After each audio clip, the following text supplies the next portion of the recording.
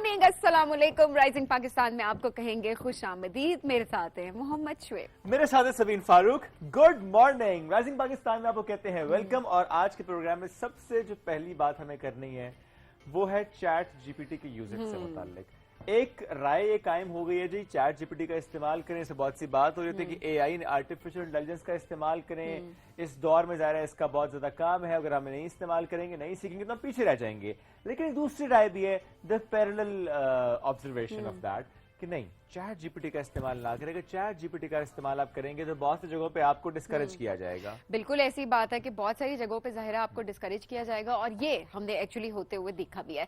अब at the same time अच्छा, फिर दो पर्सपेक्टिव रखते हैं, ठीक है शुएब? बिल्कुल सही, अपने अपने पर्सपेक्टिव की बात है ना। एक टीचर्स का पर्सपेक्टिव रखते हैं और एक अपना रखते हैं, एक अपना रखते हैं, एक स्टूडेंट्स का पर्सपेक्टिव रखते हैं, ठीक है? टीचर्स ये कहते हैं कि चैट जीपीटी से लिखी हुई चीज हम सबसे पहले जी एआई सॉफ्टवेयर में ऐड करते हैं। वो सारा कंटेंट जब हम उसमें देख लेंगे तो वो जब प्लेजरिज्म शो कर देगा कि एआई का इतना प्लेजरिज्म आ रहा है, तो उसके बाद वो चीज ऑलरेडी रिजेक्ट हो जाएगी या उसके नंबर तो ऑलरेडी डिसाइड हो जाएंगे। नो मैटर व्हाट उसके अंदर क्या लिखा हुआ है उसकी कोई अहमियत नहीं। ये टीचर्स का पर्सपेक्टिव। स्टूडेंट्स का पर्सपेक्टिव है, वो ये कहते हैं कि अगर तो एआई आ गई है, चैट जीपीटी, अब इतनी तरक्की हो रही है, दुनिया आगे चल पड़ी है, लेकिन हमारे अंदर एक्सेप्टेंस नहीं आ रही कि हम एक्सेप्ट करें कि अगर ठीक है कोई चीज देखकर लिखी हुई है तो वो आपकी सहूलत के लिए लिखी हुई है ना, उसको फिर बनाया ही क्यों क्या है? अग्रीड, फिर बनाया क्योंकि अच्छा क्योंकि ज़ाहिर देखिए वो जो चैट जीपीटी है या डिफरेंट और जो इसमें ऑप्शंस होती हैं या साइट्स होती हैं या अपॉर्चुनिटी जिसको हम अवेल कर रहे होते हैं, इसमें ज़ाहिर कमांड तो आप दे रहे हैं। एग्जैक्टली बता तो आप रहे, इट्स यू बिहाइंड दैट, जिसने बताना है कि अच्छा ये चीज़ है, इसको ड्राफ्ट कर दें, yes draft this content in that particular way. तो ये तो आपकी कमांड होती है। वो कहते हैं कि it's not the gun, it's the man behind the gun. तो आप बिल्कुल इट्स लाइक दिस। और शुएब, ऑब्वियसली अगर आप कहीं पर अप्लाई कर रहे हैं किसी स्कॉलरशिप के लिए, आप अप्लाई कर, हम दोनों ने एक्चुअली सबीन ये बात नहीं बतानी थी अब छेड़ दिया सबीन ने, तो बता देते हैं फिर। हम दोनों ने चले मैं बताता हूँ आपको। हुआ ये कि एक एक्सचेंज प्रोग्राम था, वहां पे मैंने सबीन दोनों ने अप्लाई किया। अच्छा बहुत मेहनत करके हमने अप्लाई किया, मेहनत से बना दिया कि ठीक है ना, लिखा उसको, लेकिन एंड पे ड्राफ्ट को बेहतर करने के लिए हमने चैट जीपीटी और डिफरेंट और नहीं, मैंने खुद लिखा था सभी। झूठ, हमने एआई को कमांड दी, चैट जीपीटी को हमने कहा कि हमारा क्वेश्चन है उसको कर दे। लेकिन देखें कमांड जो थी ना वो हमारी अपनी थी। बहुत मेहरबानी आपने कमांड कि अगर मिशन स्टेटमेंट थी तो वो मिशन स्टेटमेंट मेरे दिमाग से ही आनी थी ना, वो और कैसे आ सकती थी? तो मैंने कमांड दी कि मिशन स्टेटमेंट जो है वो लिख कर दे दे, लेकिन अपनी जिंदगी के बारे में वो मैंने सब कुछ खुद बताया क्या था। वो मेरी ही तो कहानी थी, मेरी कहानी थी, और वो उसने उसको ड्राफ्ट किया, एआई ने उसको ड्राफ्ट किया और मैंने उसको मजीद जो है वो अच्छे से उसको अच्छा कर दिया और फिर जो है उसको सबमिट करवा दिया। इसमें एक चीज और भी ऐड करें ना, हमने उसको ये भी कहा कि right this in humanised way, in a more humanised way. Exactly. और फिर ये कि 3 दिन पहले जो है वो हमें रिजेक्शन की ईमेल आ गई, जिसकी वजह जो थी वो एआई प्लेजरिज्म थी। उन्होंने फौरन check. I am so surprised कि देखें ये मैं सही बता रही हूँ कि ये टूल्स बनाए क्यों गए, ये आपकी सहूलत के लिए बनाए गए हैं। तो अगर हमने वो सहूलत हासिल करने की कोशिश की तो इसमें ऐसी क्या बात? अच्छा, ये कहानी शेयर करने का मकसद ये था, मैं 3 दिन पहले देख चुकी थी, सोग मना चुकी थी, खत्म हो गई थी बात। शुएब ने एक्चुअली कल रात को देखी है और मैंने इनसे उससे पहले शेयर नहीं की थी। मैंने कहा कहीं डिस्करेज ना हो जाए, हो सकता है इनका हो जाए, मैं इनको बता दूं, नहीं हुआ तो इंसान ऐसे ही स्ट्रेस में आ जाता है। लेकिन ईमेल साथ ही आ गई थी, रिजेक्शन वालों को वो सेंड टू ऑल कर देना कुछ वैसा मामला था। एनी हाउ देखिए, मेरा एक पर्सपेक्टिव ये, और इतने बहुत सारे अभी स्टूडेंट्स देख रहे होंगे, उनका भी अपना एक पर्सपेक्टिव होगा। मुझे ये लगता है कि अगर ये एआई टूल्स आपकी सहूलत के लिए बनाए गए हैं तो इनको अपनी सहूलत के लिए इस्तेमाल करना चाहिए। अब दुनिया आगे बढ़ रही है, हमें भी आगे बढ़ना चाहिए, हमारी सोच को आगे बढ़ना चाहिए, क्योंकि सबसे पहली चीज लिखी होती है कि चैट जीपीटी से लिखी हुई, एआई से लिखी हुई कोई भी चीज होगी तो वो ऑलरेडी प्लेजरिज्म देख के वो रिजेक्ट हो जाएगी। एंड आई एम श्योर हमारी एप्लीकेशन जो है वो उसके रिजेक्ट में की कॉज तो खैर यही है, कॉज क्या वो क्योंकि उन्होंने डाला होगा सीधा कि चेक करो प्लेजरिज्म पूरी लाल हो गई, प्लेजरिज्म कितना आ रहा है। एनी हाउ कहने का मकसद ये है कि हमें दुनिया के साथ चलना है, ہمیں کمپیٹ کرنا ہے گلوبل ورلڈ کے ساتھ. تو اگر ہمیں کمپیٹ کرنا ہے تو ہمارے اندر ایکسیپٹنس بہت ضروری ہے. ہم ٹیکنالوجی کی بات کرتے ہیں, ہم نئی چیزوں کی بات کرتے ہیں, لیکن مسئلہ کہاں پہ آ جاتا ہے؟ مسئلہ وہیں آ جاتا ہے جہاں پر ایکسیپٹنس نہیں ہوتی ہے. ہم اپنے پاکستان کے پرسپیکٹو سے بھی دیکھیں تو ہمارا ایجوکیشن سسٹم جو ایڈوانس ٹیچنگ میتھڈس کی بات کرتے ہیں, تو آج کل پوری دنیا میں دیکھا جائے تو ایڈوانس ٹیچنگ میتھڈ جو ہیں وہ اے آئی ٹولز کا استعمال کر رہے ہیں, ٹیکنالوجی کا استعمال ہو رہا ہے. اور obvious سی بات ہے شعیب, اگر تو استعمال نہیں ہوگا, کیونکہ یہ مثبت استعمال ہی, آپ کمانڈ دے رہے ہیں, آپ ڈرافٹ کر رہے ہیں. آپ انٹرویو کرتے نا ہمارا, بجائے اس کے آپ نے ای میل کیا کہ میں ریگریٹ ٹو انفارم, بھی آپ نہ افسوس کریں. افسوس تو آپ کو ہوگا, اتنے ٹیلنٹڈ لوگ آپ نے چھوڑ دیے, لیکن اب اس افسوس کا کوئی فائدہ نہیں ہے. بہرحال اب تو جو ہونا تھا وہ ہو چکا ہے. سبین کے ساتھ میرے 2 اور دوست جنہوں نے اپلائی کیا تھا اور چاروں کو ریجیکشن ملا. میری بیگم نے کہا 4 نے کھٹو تھے جنہوں نے اپلائی کیا. I don't want to take the name of this scholarship because I want to apply again. I'll apply again as well. Next time I won't use ChatGPT. Anyhow یہ بھی ہوتا ہے کہ آپ نے ڈسکریج نہیں ہونا ہوتا. زندگی میں کبھی بھی آپ کو کبھی فیلئر کا سامنا کرنا پڑ جائے, جو چیز آپ کی مرضی کے مطابق نہیں ہوئی, تو اٹس کمپلیٹلی فائن. اس میں کیا ہوتا ہے کہ کوئی نہ کوئی حکمت ہوتی ہے, کوئی نہ کوئی بہتری ہوتی ہے آپ کی, اینڈ دین کھلے دل سے اس کو ایکسیپٹ کر کے آپ آگے بڑھیں. لوگ ہوتے ہیں نا ایک بار ریجیکٹ ہو جاتے ہیں کسی جگہ سے, اینڈ دے لائک کہ اوہو اب تو زندگی ختم, پتہ نہیں اپلائی کریں نہ کریں, کیا کرنا چاہیے. نو, اٹ شوڈ بی لائک کہ آپ نے آگے بڑھنا ہے, اور اگر آپ آگے بڑھیں گے اپنا گول سیٹ کر کے, تو کبھی نہ کبھی اگر وہ چیز آپ کی قسمت میں, آپ کے نصیب میں لکھ دی گئی ہے, آپ کو مل جاتی ہے. ایبسولوٹلی. تو ہم بھی آگے بڑھتے ہیں. اس سے پہلے کہ اس پہ اور زیادہ بات ہو جائے, ہم ایک بریک کی طرف بڑھیں گے. جب بریک سے واپس آئیں گے تو ہمیں بات آج اسپورٹس سے متعلق کرنی ہے. اسپورٹس کے بہت سے ایونٹس جو کہ ہو رہے ہیں, ہونے والے ہیں, وہ جو ہو چکے ہیں, سب کی کریں گے بات ڈیٹیل کے ساتھ. اس بریک کے بعد رہیے ہمارے ساتھ. یہ rising Pakistan.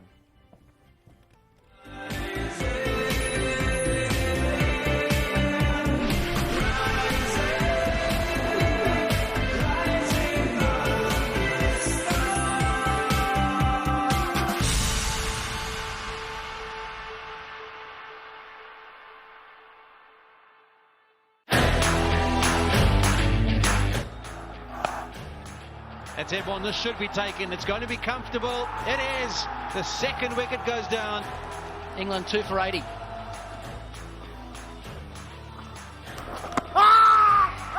Appeal caught behind. They've got the big wicket. Root has been dismissed. Set himself nicely. 46 off 56, but he's got it the park.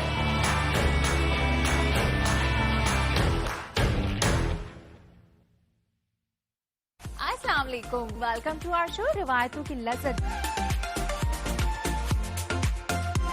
کباب ڈال دیے, اس کو تھوڑا سا اچھی طرح مکس کر لینا ہے. اسی مسالے کو آپ بہت جگہ یوز کر سکتے ہیں. پالک پنیر ڈفرینٹ میتھڈ ہے اس کا بنانے کا. ہم بوائل کرتے ہیں, بوائل نہیں ہوگی, اسٹیم ہوگی اس کے اندر, جو اس کے جو آئرن ہے وہ بھی اس کے اندر برقرار رہے گا. جہاں ہم آپ کے لیے لے کر آتے ہیں مزے مزے کے کھانے.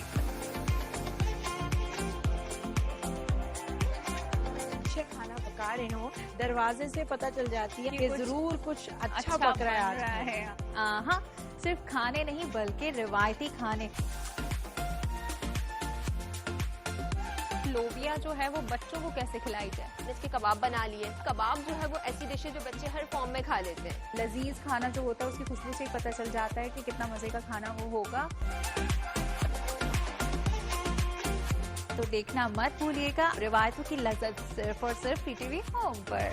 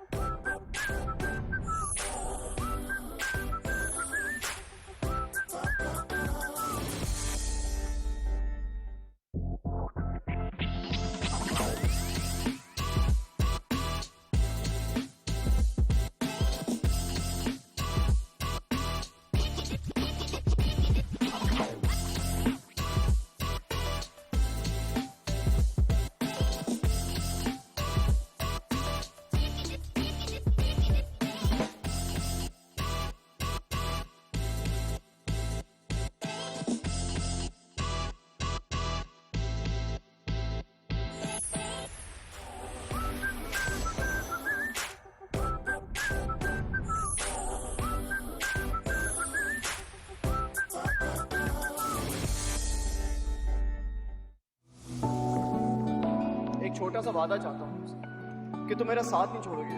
میں نے محبت تمہارا ساتھ نبھانے کے لیے کی ہے, ساتھ چھوڑنے کے لیے نہیں. میں معافی چاہتا ہوں. Sorry is not accepted. Shuja के पैसे खाने ना बेटा, दुनिया छोड़। अच्छा खासा कमा तो रहा हूँ। क्या बताओगे कि मैं चोरियां करता हूँ? हमारी रिवायात के मुताबिक लड़कियों की पसंद और नापसंद की कोई अहमियत नहीं। हम ना निकाह कर लेते हैं।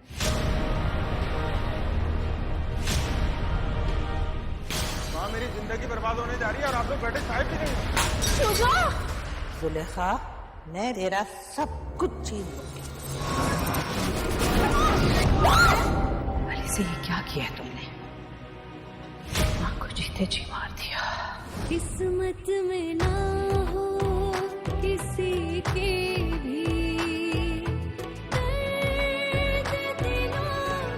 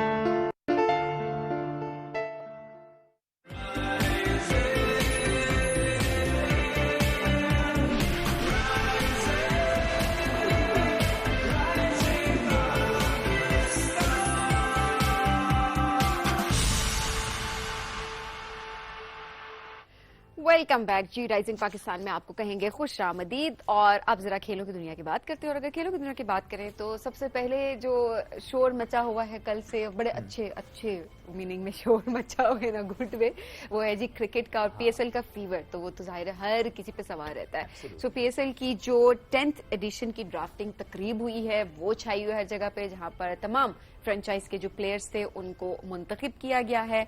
और ओवरऑल देखा जाए तो जो कैटेगरीज हैं वो डिफरेंट कैटेगरीज थी उसकी, गोल्ड, प्लैटिनम और इसके अलावा सिल्वर भी category, emerging as well. Emerging as well. अच्छा, सबसे अच्छी बात इसके अंदर ये कि इमर्जिंग कैटेगरी भी रही है। सो दैट हम कहते हैं ना कि पीएसएल जब होता है तो नया टैलेंट नजर नहीं आ रहा होता, हमें वही खिलाड़ी जो है वही नजर आ रहे होते हैं। तो ये एक बड़ी अच्छी चीज है कि जो हमारे यंगस्टर्स हैं उनको आगे आने का मौका मिल रहा है, हमारा जो नया टैलेंट है उसको आगे आने का मौका मिल रहा है। और तकरीब जो है वो बड़ी ही जबरदस्त तरीके से जगह देखे ना, शाही किला लाहौर, वहाँ पे तकरीब हुई है। और अगर इस इवेंट की बात करें तो सभी कुछ साल पहले जब ये स्टार्ट हुई तो फरवरी में आगाज होता था, थोड़ा सा यूनिट आहिस्ता आहिस्ता डिले, अब ये है कि अप्रैल मई में होनी है। सो 8 अप्रैल से 19 मई तक ये इवेंट जो है ये मेला सजना है। और उसके लिए ज़ाहिर है पूरा एक प्रोसेस जो है उसकी अगर हम बात करें तो वो आगे की तरफ बढ़ रहा है। चलिए हम आगे बढ़ते हैं। तो हमने एक खेल की बात की है। अच्छा, एक और जो मजे की बात ये है कि वो कहते हैं ना, सबसे हमेशा ये होता है कि पीएसएल में सबसे महंगा खिलाड़ी कौन है? हाँ, तो सबसे महंगा खिलाड़ी जो है वो ऑस्ट्रेलियाई क्रिकेटर डेविड वार्नर जो है। अच्छा, इनको कितने पैसे मिलेंगे? ये आई गेस कोई $3 लाख मिलने कम से कम। हाँ, $3 लाख, जो हमारी इन्फॉर्मेशन है उसके मुताबिक है कि $3 लाख उनको मिलेंगे। इट्स टू मच बट उनकी ज़रा इससे पहले मेहनत रही है ना। ये वाली बात है ना, देखिए वो आपकी मेहनत होती है जो आपको इस जगह पर लेके आती है। तो इट्स समथिंग रियली गुड कि ऐसा है। हमारे पाकिस्तानी खिलाड़ी भी कोई होता है, बड़ी ज्यादा खुशी हो रही है। एक वो पीएसएल, खैर वो एक एनवायरनमेंट और वो ओवरऑल भी ऐसा। सर हम इंटरनेशनल क्रिकेटर्स को लेकर भी आते हैं और जितने ज्यादा इंटरनेशनल क्रिकेटर्स आएंगे उतना ज्यादा पीएसएल जो है वो फले फूलेगा और हमें ही प्रमोशन उससे एक तरह से मिल रही होती है। और हम जो हमेशा बात कर रहे होते हैं ना कि इंटरनेशनल क्रिकेटर्स आए यहाँ पर, क्रिकेट बहाल हो। अब तो खैर पुरानी बातें होगी, शुक्र अल्हम्दुलिल्लाह, क्योंकि हमने इतने मैचेस अब यहाँ पर देख लिए हैं कि हमारा मुल्क पुरअमन मुल्क है जी। और जरा उससे पहले अगर देखें चैंपियंस ट्रॉफी वो भी सजने वाली है और उसमें भी हम देखेंगे इंटरनेशनल टीम्स का आना, प्लेयर्स का आना, एक बहुत मजे का माहौल जो है वो सजने वाला है। आगे बढ़ते हैं और अब बात एक और खेल की करते हैं, स्क्वॉश की बात करते हैं। और स्क्वॉश में पाकिस्तान जो नाम बना रहा है उसकी बात करते हैं। आज एक ऐसी फैमिली का मैं जिक्र करूंगा کہ جو اسکواش کے میدان میں ماشاءاللہ بہت زیادہ آگے بڑھ رہے ہیں. اب یہ دیکھیے کہ بہنیں ہیں اور کس طرح مختلف ایونٹس میں جاتی ہیں اور چھا جاتی ہیں. وہ چاہے پھر اسکاٹش جونیئر اوپن اسکواش کی بات میں کروں, میں یو ایس جونیئر اوپن کی بات کروں, اسی طرح آسٹریلیا فور دیٹ میٹر بہت سے کمپٹیشنز, بہت سارے ایونٹس جس میں بہنیں جاتی ہیں. کوئی گولڈ لے کر آتا ہے, کوئی سلور لے کر آتا ہے, ڈفرنٹ کیٹیگریز میں ڈفرنٹ میڈلز لے کر آتے ہیں.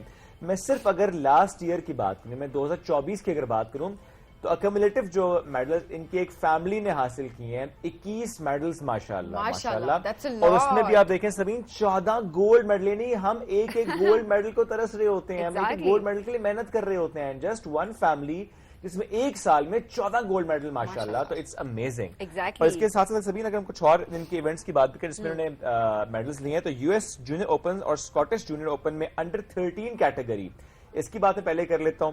اس میں مہنور علی نے لیا ہے گولڈ میڈل, اور اب تک 20 گولڈ میڈلز اب مطلب ان کے پاس ہے ماشاءاللہ. صرف ایک بہن کے 20 گولڈ میڈلز ہیں. ہاں, تو یہ ماشاءاللہ ایک بہت بڑی بات ہے, بڑی اچیومنٹ ہے. اور پوری فیملی جس طرح سے پروگریس کر رہی ہے اور پاکستان کے لیے کنٹریبیوٹ کر رہی ہو, تو یہ سب سے بڑی بات ہوتی ہے. اور اسپیشلی جب ہماری بچیاں آگے بڑھ رہی ہوتی ہیں نا شعیب, اور ہم جب بچیوں کے پرسپیکٹو سے ایک چیز دیکھتے ہیں تو وہ بہت خوشی ہو رہی ہوتی ہے کہ اتنی چھوٹی ایج سے ہماری بچیاں پروڈکٹیو ایکٹیویٹیز میں انوالو ہوتی ہیں, at the same time national international level پہ پاکستان کا نام روشن کری. تو آج دونوں بہنیں ہمارے ساتھ, لیکن پہلے میں دوسری بہن کا بتاؤں گا سبین, ان کے بارے میں. ایک جو بہن ہمارے ساتھ نہیں ہے ان کا ذکر ہم یہاں ضرور کریں گے, وہ اس وقت یو ایس میں جو کہ موجود ہیں. آل پاکستان انڈر 19 نمبر 1 مہوش علی آج ساتھ جوائن تو انہوں نے میں نہیں کیا, لیکن اسکواش جونیئر اوپن انڈر 17 میں انہوں نے کانسی کا تمغہ جیتا. اور اسی طرح جو آل پاکستان انڈر 15 ہے, نمبر 1 ہے جناب اس میں سیرش, اور اسکواش جونیئر میں کانسی کا تمغہ جیت چکی ہیں, اور آج وہ بھی ہمارے درمیان موجود ہیں. تو مہنور علی اور سہرش علی ان کو ویلکم کرتے ہیں شو میں. السلام علیکم, کیسی ہیں آپ دونوں؟ وعلیکم السلام, تھینک یو سو مچ ہمیں آج انوائٹ کرنے کے لیے. گریٹ, تھینک یو سو مچ. آپ یہ مہنور تھیں اور اساد ہے سیرش, اور سیرش بڑی ہیں. میں کہا لوگ کنفیوز بھی ہوتے ہیں, اچھا اس میں سے مہنور کون سی سیرش کون سی, جب بھی میری ان سے ملاقات ہے میرا پہلا سوال ہوتا ہے مہنور کون سی والی ہے. مجھے تو یہ بڑی لگتی ہے, یہ باقی لوگ بھی ایسے کہتے ہیں کہ آپ بڑی ہوں. ویسے بھی آپ بڑی لگتی ہے ان سے, وہ اکثر ہوتا ہے گھر کے اندر نا, چھوٹا بڑا لگ رہا ہوتا ہے, بڑا چھوٹا لگ رہا ہوتا ہے. ایسا ہی ہے, ایسا ہی ہے. تو ایسے اوفینڈ نہیں ہوتی اکثر جب یہ اوفینڈ ہوتی ہے؟ مجھے تو کچھ نہیں ہوتا. وہ کہتی ہے مجھے بڑا کہہ لو, کوئی مسئلہ نہیں, میں ہوں بڑی, اٹس فائن, اٹس اوکے. سیرش آپ سنائیں کیسی زندگی چل رہی ہے؟ بہت اچھی جا رہی ہے, اور جیسے کہ آپ نے کہا کہ ہم لوگ سب سے پہلے جس سے ملتا ہے ان سے پوچھتے ہیں کہ ہم دونوں میں سے کون بڑا ہے. اچھا, خود بھی سوال کر لیتے کہ ہم میں سے بڑا کون آپ کو لگ رہا ہے. اچھا, یہ ہمارے ساتھ بھی ہوتا ہے, میں بھی اپنے بھائی کے ساتھ کہیں جاؤں تو میں پوچھتا ہوں اچھا بتائیں ہم میں سے بڑا کون لگ رہا ہے, تو یہ ہو جاتا ہے. وہ لگ پاتا ہے وہ مجھ سے بہت بڑا لگتا ہے, حالانکہ وہ صرف 1 سال بڑا ہے مجھ سے. ہاں, لیکن یہ بھی مجھ سے 1 ہی سال بڑی ہے. ہی لگ رہے ہوتے ہیں. میں ہوں ہی بہت چھوٹا نہیں, لیکن چلیں, لیکن آپ ہیں بھی. اچھا, تو مہنور تھوڑا سا آپ سے اسٹارٹ کرتے ہیں. ماشاءاللہ میڈلز ہی میڈلز میں دیکھ رہا تھا, اور جو ابھی یو ایس جونیئر اوپن اور اسکاٹش جونیئر اوپن ماشاءاللہ اس کیٹیگری میں گولڈ میڈل. ویسے ان دونوں کمپٹیشنز میں یا دونوں ایونٹس میں آپ اوپر کس کو رکھتی ہیں؟ آئی ایم شیور کہ ہر ایک جو ایونٹ ہوتا ہے اس کی اپنی ایک سگنیفیکینس ہوتی ہے, تو آپ کی نظر میں اس میں زیادہ ٹف کون سا تھا؟ یو ایس جونیئر اوپن تھا, کیونکہ وہ پلیٹینم ایونٹ تھا, بہت بڑا ایونٹ تھا, کیونکہ اور وہ یو ایس میں بھی تھا obviously. So all around the world لوگ آئے تھے, ایشینز, یوروپینس, اور میں کہوں گی بہت اچھے اچھے پلیئرز آئے تھے, ٹاپ کے پلیئرز آئے تھے, اور ایجپشنز بھی آئے تھے جو آج کل جو ہے تو ورلڈ ٹاپ 10 میں چل رہے ہیں. تو ان سے میں کھیلی, پھر جیتی. میرا فائنل بھی ایجپشن سے تھا, وہ بہت اچھا کھیلتی تھی, اور بہت مطلب آپ کہیں ہائٹ میں بھی اور ویٹ میں بھی مجھ سے اچھی تھی. لیکن میں کہوں گی کہ میں جو ہے تو گیم ٹیکنیک سے اور اس سے میں نے بہت اچھے سے میچ میں جیتی. کلوز فائٹ گئی ہماری, ہم لوگ جو ہے تو 9-8 تک 10 آل تک گئی.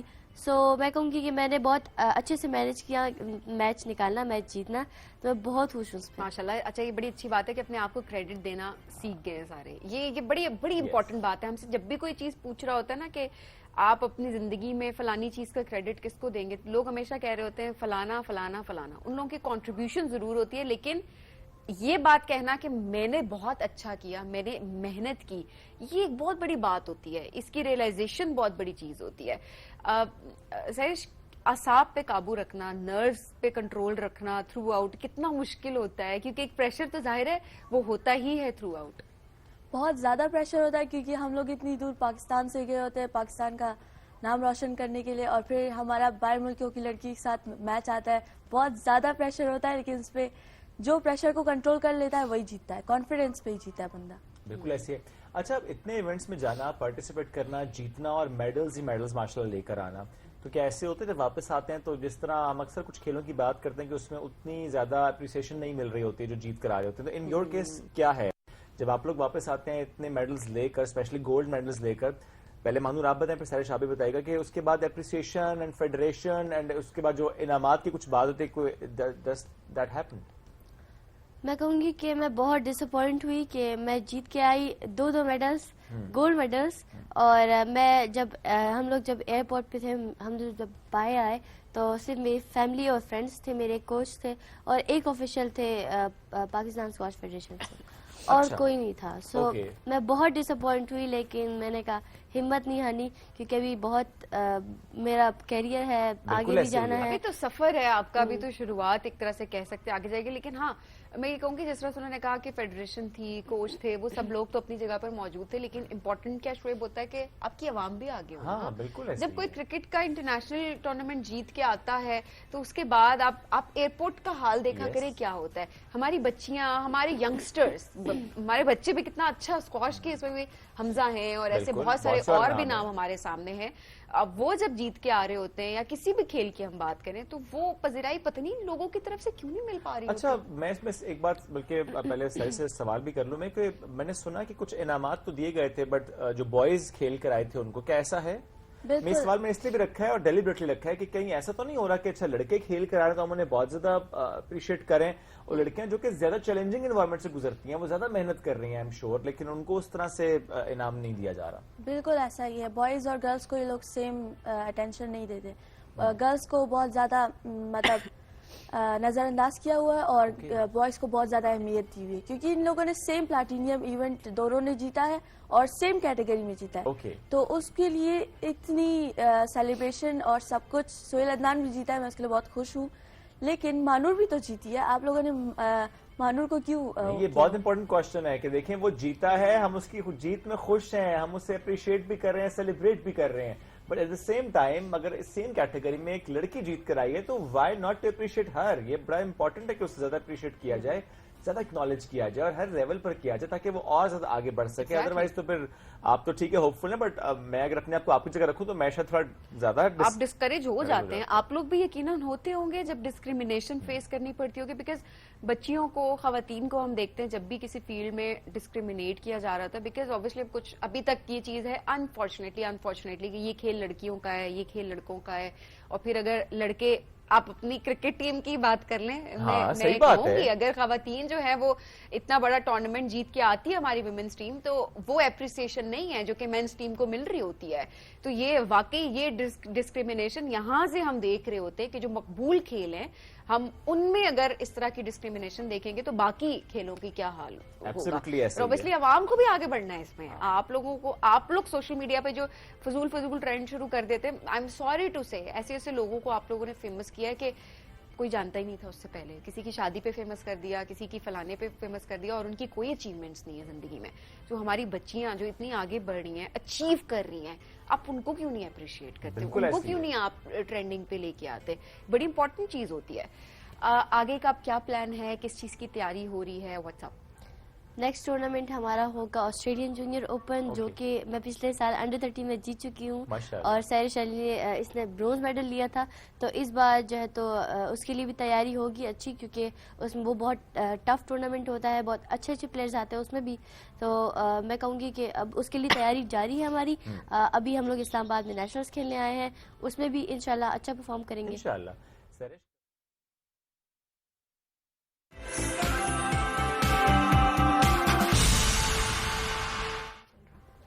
Welcome back. رائزنگ پاکستان میں ایک بار پھر کہتے ہیں ویلکم، اور بات کرتے ہیں خوبصورت پاکستان کی. ہر کونا اس کا بہت پیارا ہے، from top to bottom, north to south. اگر پاکستان کے کسی بھی علاقے میں چلے جائیں تو وہاں کی خوبصورتی اپنے مثال آپ ہے. کہیں کے پہاڑ، یعنی کہیں کے آبشاریں، کہیں کی وادیاں، کہیں کا صحرا، کہیں کا دریا، کہیں کا سمندر، اور کہیں پر تو صرف اور صرف کلچر وہ اتنا اٹریکٹ آپ کو کر رہا ہوتا ہے. لیکن جب ہم ٹورسٹ ڈیسٹینیشنز کی بات کر رہے ہوتے ہیں تو ابھی ریسنٹلی آپ کو یاد ہوگا ہم نے بلکہ شیئر بھی کیا تھا اس سے متعلق، جو CNN نے ایک رپورٹ جاری کی ہے، ٹاپ 25 ٹورسٹ ڈیسٹینیشنز، اس میں پاکستان میں گلگت بلتستان کا نام بھی ہے ماشاءاللہ، کہ Gilgit Baltistan is a top tourist destination of the world. تو یہ کتنا امپورٹنٹ ہوتا ہے کہ کسی ایسی جگہ کو اکنالج کیا جائے تاکہ وہاں پر انٹرنیشنل ٹورزم جو ہے وہ फरोग पाए अच्छा, वहाँ वो पे बड़ी ज़्यादा से ज़्यादा लोग खूबसूरती आए। से भी उसको बताया गया, थोड़ा Yes. सा जो हमारे पास उनके हाँ, वर्ड्स एज इट कुछ इज लिखे terms हुए बड़े हैं ना, मजे की बड़ी इस्तेमाल बड़ी हुई है ना। खूबसूरती से उन्होंने कहा। अच्छा, जो रिपोर्ट है ना उसके मुताबिक है कि गिलगित बल्तिस्तान में हिमालय के पहाड़ों की सैर सेंट्रल पार्क में घूमने जैसी है, और गिलगित बल्तिस्तान के पहाड़ों को देखकर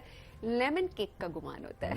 सो वो एक फीलिंग बताई गई है ना कि हर किसी के एक्सप्रेस करने का एक तरीका होता है, तो वो इतनी खूबसूरती से जो है वो उसको एक्सप्रेस किया गया। अच्छा, वैसे में शोएब अगर देखा जाए तो काफी सारी जो टूरिस्ट कंपनीज हैं, हमारी जो ट्रेवल एजेंसीज हैं, एंड स्पेशली जो एक्सपीडिशंस लेकर जाते हैं, जो फॉरेनर्स को लेकर आते हैं एंड देन प्रमोट करने का काम करते हैं टूरिज्म को, उनको भी बड़ा क्रेडिट जाता है, क्योंकि अपनी अपनी कैपेसिटी में ये तमाम लोग बहुत ज्यादा काम कर रहे हैं। बिकॉज जो हम अक्सर जिक्र करते हैं जी, हमारे पोर्टर्स जा रहे होते हैं, अगर बेस कैंप तक जाना है K2K या किसी भी जगह पर अगर कोई सबमिट करने जा रहा है, कुछ भी कोई भी पीक अगर सबमिट करने जा रहे हैं, तो वो साथ साथ जा रहे होते हैं।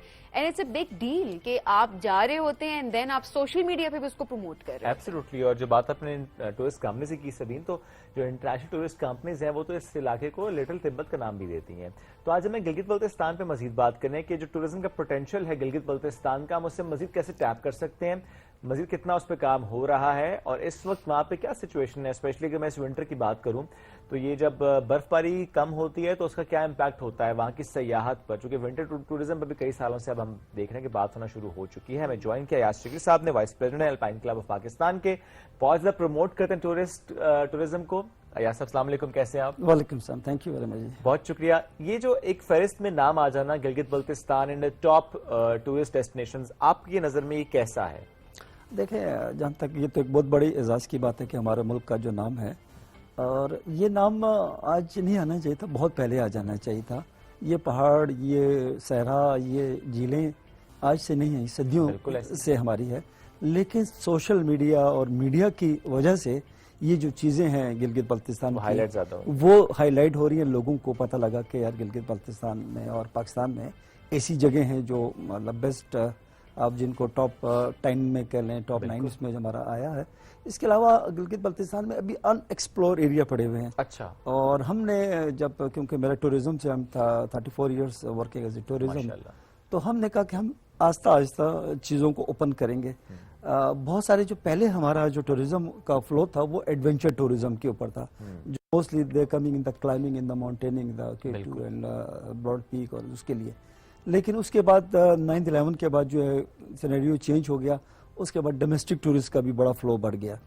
जब डोमेस्टिक का फ्लो बढ़ा तो हमारी स्पेशली गिलगित बल्तिस्तान एक नई मार्केट लोगों को देखने का मौका मिला कि यार गिलगित बल्तिस्तान भी देखनी चाहिए। उनसा एक बहुत प्रमोट था। उसके बाद फिर बल्तिस्तान ने एक अपना बूस्ट पकड़ा, भी अरूज पे जो है बल्तिस्तान है। तो अभी कहने का मकसद ये है कि बहुत सारी चीज़ें हमने कहा कि स्लोली ओपन करें। आप एकदम सारी विंडोज़ को ओपन कर देंगे, अनएक्सप्लोर एरिया को आप ओपन करेंगे तो टूरिस्ट जो है ना वो फेडअप हो जाएगा। तो गिलगित बल्तिस्तान में हमारे पास इतनी वैरायटी है, तो हम कह रहे हैं आहिस्ता आहिस्ता जो वैलीज हैं। Nice strategy. Exactly. And then ये अच्छी बात है कि फैसिलिटीज बहुत बेहतर हो गई हैं। ओवरऑल देखा जाए तो आपको फैसिलिटीज नजर आ रही हैं। एंड सबसे अच्छी बात यह कि इंफ्रास्ट्रक्चर को बर्बाद किए बगैर जो है वो आपको इतनी वहां पर हर चीज की फिजिबिलिटी मिल जाती है कि आप वहां पर जा सके। क्योंकि अक्सर पहले यही चीज आती थी कि फिजिबिलिटी नहीं है वहां पर, एक्सेसिबिलिटी नहीं है चीजों की, तो वो भी एक फैक्टर था। तो अब उसके ऊपर भी ज़ाहिर है बहुत सारा काम किया गया है। देखिए, जब तक कोई भी टूरिज्म तब प्रमोट होती है एक्सेस ईजी होनी चाहिए। हमने हमेशा से ही कोशिश करते रहते थे गिलगित बल्तिस्तान में या स्कर्दू या गिलगित की तरफ आए तो उसको एक्सेस ईजी मिलनी चाहिए, कि वो अपने ईजी बाय प्लेन आए या बाय रोड आए तो उसको ईजी हो कि अपना हफ्ता 10 दिन गुजारे हो चला जाए। तो इसी में 2014 में 12 में हमने ये इंटरनेशनल टूर्स में मैं जाता रहूँगा और प्रमोशन करते रहे। तो हमने ये दुबई से हमने एक 2010 में हमने ये प्रपोजल डाली थी कि दुबई से स्कर्दू फ्लाइट होनी चाहिए। बिल्कुल। और हमने इसी तरह काशगढ़ से हमने कर रहे हैं कि काशगढ़ टू स्कर्दू हो जाए। और आपका जो है टर्किश एयरलाइन जो है वो इंटरनेशनल, जब क्योंकि स्कर्दू को इंटरनेशनल एयरपोर्ट का वो मिल गया है, तो ये फ्लाइट्स अगर आ जाएंगी तो आने के बाद मजीद जो है टूरिस्ट जो है वो इतना फ्लो हो जाएगा। और स्कर्दू के अंदर गिलगित बल्तिस्तान में बैठने के लिए होटल्स कम पड़ जाएंगे जब इंटरनेशनल टूरिस्ट का इंशाल्लाह ये चीज आएगी। लेकिन वो स्कर्दू एयरपोर्ट की आपने बात अगर यहाँ पे छेड़ी है तो इतना खूबसूरत एक वो मंजर होता है। क्या वो फ्लाइट होती है اور اس کے بعد وہ جب لینڈ کر رہا ہوتا ہے جس طرح آپ پہاڑوں کے درمیان سے آپ لینڈ کرتے ہیں تو وہ جو ایڈونچر کی بات ہوتی ہے وہ بہت سارے لوگ ڈر بھی جاتے ہوں گے، لیکن وہ اتنی خوبصورت، وہ ایک پورا منظر اتنا خوبصورت ہوتا ہے نا کہ آپ وہ کہتے ہیں نا ایک چیز کی شروعات اتنی اچھی ہے تو سٹینڈرڈ یہاں پہ سیٹ ہو جاتا ہے. کچھ تو صرف ٹریول کرتے ہیں باہر سے دیکھنے کے لیے، کیونکہ ایسی فلائٹس بھی سٹارٹ کی تھی PIA نے کہ صرف آپ نے دیکھنا ہے جا کے پیکس کو. ایئر سفاری انہوں نے کرایا تھا جس میں اب پاکستان میں دنیا کی 5 پیکس ہیں ابو 8000 میٹر. دنیا میں 14 ہیں، 14 میں سے 5 جو ہے وہ ہمارے پاکستان میں. جب وہ فلائٹ کرتے ہیں تو آپ کو پہلے ننگا پربت نظر آتی ہے، پھر وہ اسکردو سے ہوتے ہوئے پھر آپ کے دوسائی پلیٹو پہ بھی وہ دیکھتے ہوئے پھر آپ K2 براڈ پیک، گشبروم 2 کی طرف سے ہوتے ہوئے پھر اوپر سے بلترو گلیشیئرز کا یہ ایک پورا ایئر سفاری کا چلتا تھا. ابھی کچھ عرصے سے پھر لیکن یہ اچھی بات ہے کہ وہ سٹارٹ ہوا اور ظاہر ہے ایم شور کہ اس کا امپیکٹ ایسا ہے کہ آئندہ بھی ہم دیکھیں گے کہ ایسے اور ایونٹس ہوں گے، ایسے اور انیشیٹوز جو ہیں وہ لیے جائیں گے. آپ نے اس سے پہلے جو بات کی unexplored area of Gilgit Baltistan کا، آپ نے کہا آہستہ آہستہ کھول رہے ہیں. ریسنٹلی منی مرگ بھی اب اوپن ہوا ہے اور لوگ وہاں بھی بہت زیادہ جانا شروع ہو چکے ہیں. ایسے کون سے نئے اسپاٹس ہیں جو کہ ابھی ریسنٹلی اوپن ہوئے، لوگ وہاں پر جا رہے ہیں اور نئے آپ کو ویڈیوز وہاں سے نظر آتی ہیں؟ ابھی دیکھیں، ابھی ہمارے پاس خربنگ ویلی جو ہے نا ان ایکسپلور پڑی ہوئی تھی. ٹورسٹ کا جو فلو تھا اس طرف ہم نے کہا نا ہم اسٹیپ بائی اسٹیپ کریں.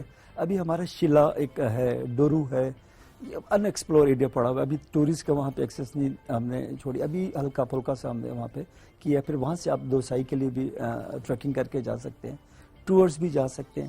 اسی طرح خربنگ ویلیز میں بہت ساری ایسی لیکس ہیں جو ان ایکسپلور ہیں، ان کو بھی ہم اس سال انشاءاللہ اوپن کر رہے ہیں ہم کہ ٹورسٹ آ جائیں. جہاں تک بات کی سرین نے کہ اسکردو ایئرپورٹس کی بات کی، اسکردو ایئرپورٹ جو ہے نا وہ دنیا کا بیسٹ ایئرپورٹس کے اندر اس کا جو ہے highest run way in the world کے اندر ہے.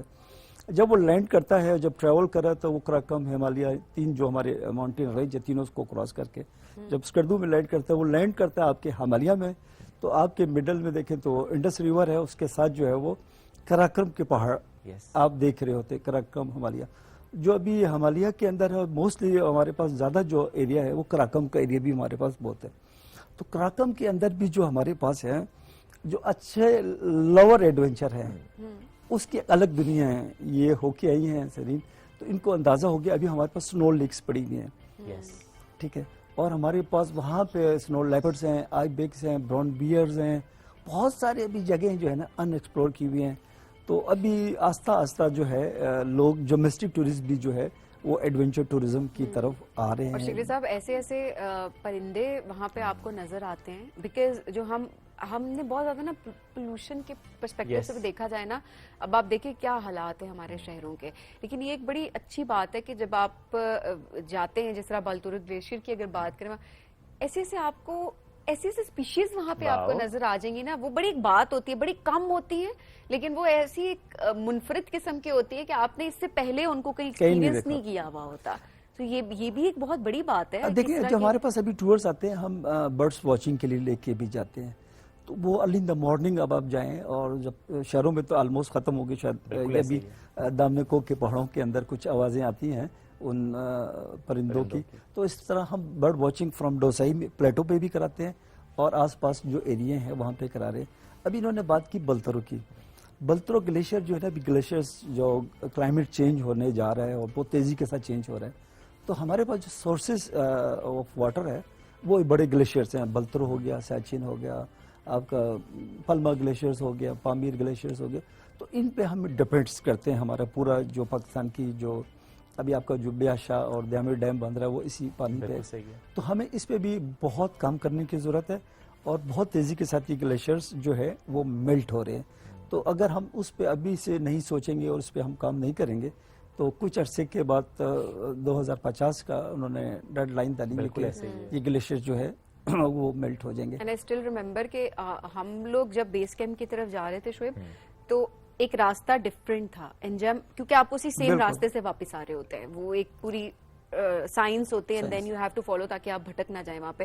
سو جب ہم جا رہے تھے تو وہ ایک راستہ بڑا ڈفرینٹ تھا، اینڈ دین جب ہم واپس آ رہے تھے تو وہ راستہ کمپلیٹلی چینج تھا. واپسی کا راستہ ڈفرینٹ نہیں ہوتا؟ نو. اس کی وجہ یہ ہے جب آپ جاتی ہیں اوپر، جب ٹریکنگ کر رہی ہیں، یہ جاتی ہیں جون میں یا اینڈ آف جون میں جاتی ہیں، तो ग्लेशियर्स अप होता है। आपने जब देखा होगा अक्सर पिक्चर्स में जो टेंट लगा होता है वो जगह ऊपर आ जाती है और वो बाकी जगह नीचे चली जाती है, उसकी वजह से ग्लेशियर मेल्ट हो रहा होता है। ये विद इन अ वीक की मैं बात कर रही हूँ, बिकॉज वो पूरी जर्नी कोई 14 दिन की होती है, एक हफ्ता जाने में, आपको 4-5 दिन वापस आने में। तो वो मैं आपको सिर्फ ये बता रही हूँ कि जो एक हफ्ते के अंदर इम्पैक्ट कितना ज्यादा है, तो वो 2050 की बात कर रहे हैं, उसको निग्लेक्ट किसी सूरत नहीं किया जा सकता, क्योंकि आई विटनेस हूं मैं इस चीज की कि एक हफ्ते के अंदर इतना चेंज होता है कि यू कांट इवन इमेजिन कि आप एक हफ्ता पहले, 4 दिन पहले आप इस जगह से गुजरे थे and then it's completely changed, कि आपको वो पत्थर ही पत्थर नजर आ रहे हैं एंड देन आपको पूरा वो चेंज होते हुए आप नेचर को देख रहे हो। आई थिंक सबीन, आपने जितने इसको एक्सप्लेन किया और जितना आपने इसको फील किया, जो नहीं जाता वो जरा उसको उस तरह से फील नहीं कर पाता, और इसकी तो अवेयरनेस पे बहुत ज्यादा काम होना चाहिए। और अभी भी जो हम देख रहे हैं कि क्लाइमेट चेंज के इम्पैक्ट से ही जो स्नोफॉल इस दफा उतनी नहीं हुई, उसकी वजह से कितना इफेक्ट हुआ विंटर टूरिज्म, या फॉर दैट मैटर आपको क्या लगता है कि उससे कितना इफेक्ट होगा हमारा टूरिज्म? जहाँ तक स्नोफॉल की बात है ना, पहले हमारे नवंबर में जो है वो स्टार्ट हो जाती है, मिड ऑफ नवंबर में स्नोफॉल। अभी जाके हमारी दिसंबर में जाके और कुछ स्पेल जो है वो आया। अभी तक जनवरी में कोई अच्छा स्पेल नहीं आया, लेकिन पहाड़ों पे ये है कि आपकी जो है बर्फ़ आ चुकी है। अभी टाउन्स एरिया में जो है वो कम आई है। देखिए, जितनी बर्फबारी कम होगी उस रीजन के लिए भी नुकसानदेह, स्पेशल गिलगित बल्तिस्तान के लिए भी। वहाँ पे जितने भी आबादी है वो मोस्टली डिपेंडेंट करती है ग्लेशियर्स के वाटर्स पे, लेक्स पे डिपेंड करती है। और हमारी बड़ी बदकिस्मती ये है कि हम लोगों ने, गिलगित बल्तिस्तान वालों ने, दरिया हमारे सामने से गुजर रहा है, अभी तक हमने उसको उससे कोई बेनिफिट नहीं लिया। ना हमने उससे बिजली पैदा की, ना हमने उसको खेती बाड़ी के लिए इस्तेमाल किया, और ना ही हमने किसी और काम के लिए उसको इस्तेमाल किया। तो जब बर्फ़ कम आती है तो बहुत सारे मसाइल्स उस वैली के अंदर आ जाते हैं, और वहाँ पे कंस्ट्रक्शन के अलावा जो खेती बाड़ी है वो भी हो जाती है। और जहाँ तक विंटर स्पोर्ट्स की बात रही ना, तो विंटर स्पोर्ट्स में ये कि जो पानी पड़ा होता है, और कुछ हमारे इलाके ऐसे हैं जब सीज़न होता है तो वो पानी खेतों में छोड़ देते हैं कि फिर जब विंटर आता है तो वो पानी वहाँ पे जम जाता है। फिर जब मौसम चेंज होता है तो वही पानी जो है वो खेती बाड़ी के लिए उसी में फसल रुक जाती है उस पे वो इसके लिए। लेकिन वहाँ के लोगों ने अडॉप्ट कर लिया ना तरीकेकार। और एडवेंचर टूरिज्म तो हमारे पास अभी इतना स्टार्ट नहीं, बहुत है, इतना नहीं हुआ। विंटर्स में हमारा 2 साल पहले देखें आप, K2 को जो उन्होंने नेपालीस ने क्लाइम किया, उसमें हमारा एक हीरो जो था मोहम्मद अली सतपारा उसमें खो गया। तो विंटर स्पोर्ट्स हमारे पास बहुत है, अभी हम उस पर काम करने की जरूरत है।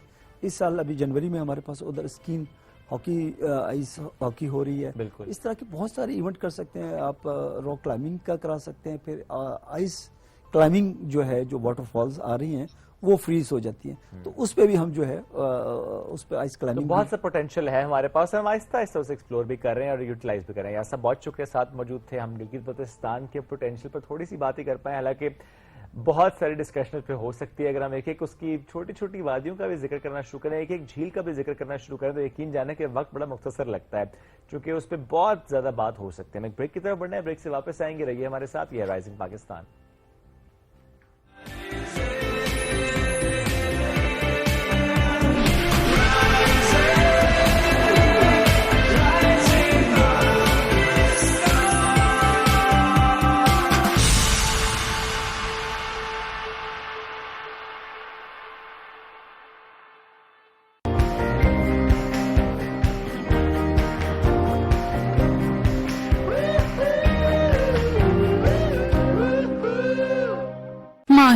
तुझे मुझसे प्यार बहुत है। नहीं पगली, मेरे पास डेटा बहुत है। यूफोन 4G की सोशल एक्सट्रीम ऑफर से एंजॉय करो 25 GB डेटा और 100 ऑफ नेट मिनट्स, क्योंकि यूफोन 4G के पास डेटा बहुत है।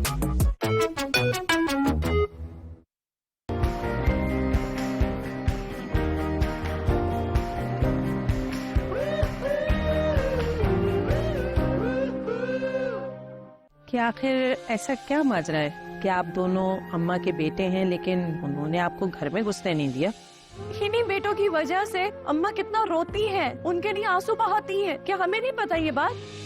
इब्राहिम इस्माइल के भी तो बच्चे बड़े हुए होंगे, लेकिन बच्चों का तो कोई कसूर नहीं है ना। मैं बस इतना जानती हूँ कि मेरा बेटा यहाँ पर नहीं आएगा। अम्मा को मनाने का कोई और आइडिया नहीं। एक बात बता रही थी तुम लोगों को जरूरी, अब क्या कर दिया तुमने अशरफुल? यही कि इब्राहिम और इस्माइल बराबर वाले घर में। कुछ खुशियाँ हैं, कुछ सपने हैं, ये लम्हे तो सब अपने हैं।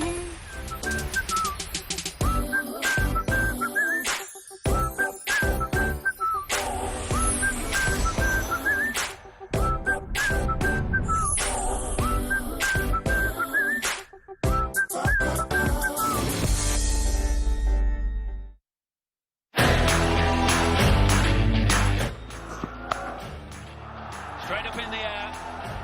Stokes should be gone. More brilliant bowling from Hassan Ali. High in the air. Has it gone all the way? Yes, it has. You betcha. Another poor delivery. Another fine shot.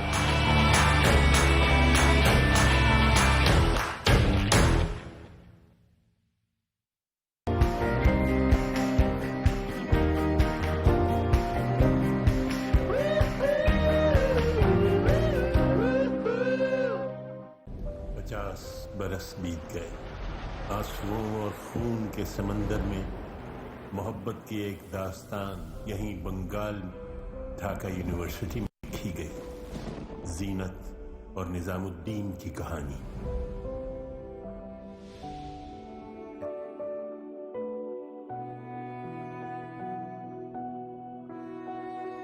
जो अल्फाज से अदा हो जाए मगर आंखों से बयां ना हो तो वो फिर प्यार तो ना हुआ।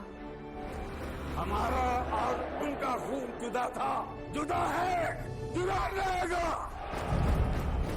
पाकिस्तान से मेरा विश्वास उठ गया है।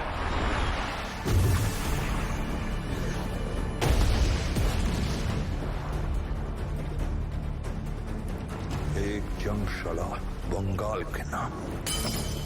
सबका खून बहेगा, सबका।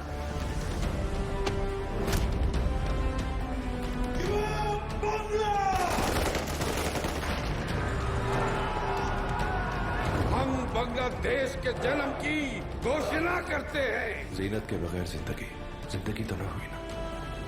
मोहब्बत करने की इजाजत नहीं है हमें। बांग्लादेश पर आपका अधिकार हो गया है।